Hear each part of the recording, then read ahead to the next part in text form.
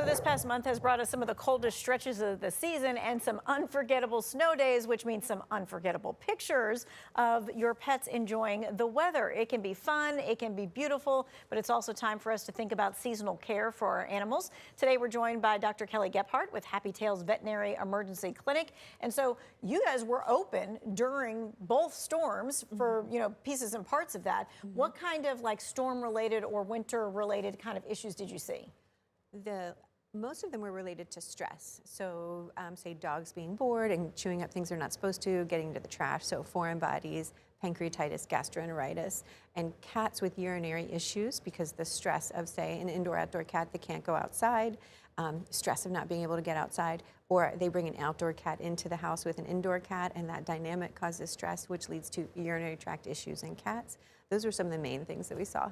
Yeah, I definitely get the whole dogs being bored and wanting to eat like all things that they should not want to eat. How do we keep them occupied when you can't go out? Right, it's a challenge because these, especially with smart dogs, high energy dogs, so you have to stimulate them mentally and physically. So if you have like a snuffle mat, you can hide treats in, so you're stimulating them mentally and with their mouth and the treats. You can play fetch in the house if you can.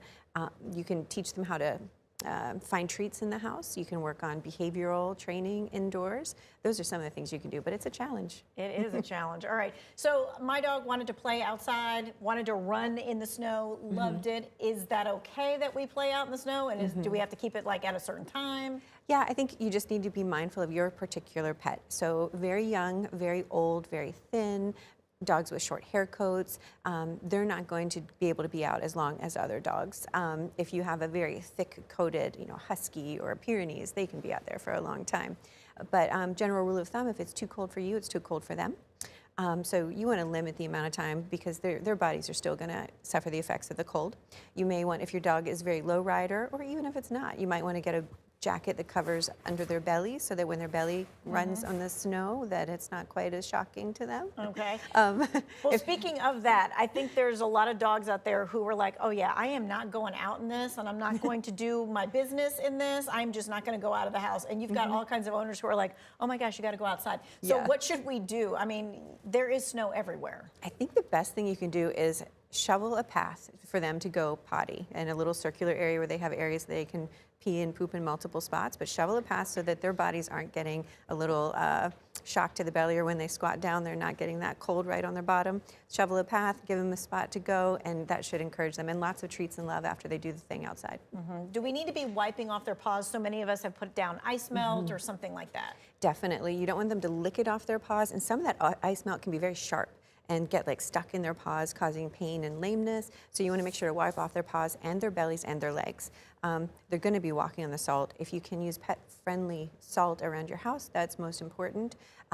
You're not always going to be able to get that on your community sidewalks, so just make sure if they're limping, check their paws, look for pieces of salt, wipe them really well. Warm washcloth will help as well. So I know you said if it's too cold for you, it's too cold for them. There's a bunch of us who it is too cold for us to walk outside, but they do still need to be walked, yes? Yep, you just got to do, even if it's out to pee and poo for 5 minutes, that's fine. You don't need to go on a 10 or 15-minute walk when it's, in the teens. Just in and out, pee and poop, and do some entertainment inside. Okay. Anything else that we should be thinking about? Like with Valentine's Day around the corner, I think about this and I think of all the treats that I'm going to want to buy my pet and let my pet eat. What is your rule for treats?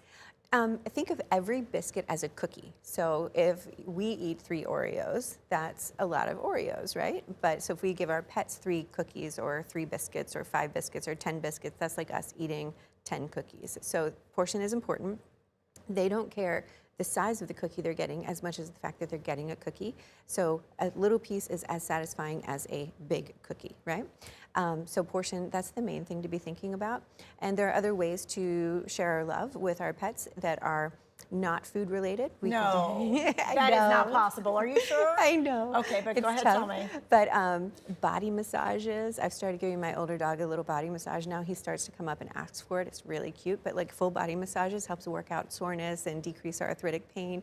You can get them a groom, get a little cute little red bows in their hair, little collar, little heart-shaped toys and treats. Those are some extra walks when it's not freezing out. Those are some things. Okay, all right. All of this is going to be in our 2 Wants to Know section of our website. Maybe you've got a new pet owner. A lot of people got new pets, right, for Christmas and stuff like that. So they don't know the treat rule and things of that nature. So make sure you share it with folks. It'll be in the 2 Wants to Know section of our website. We'll be right back.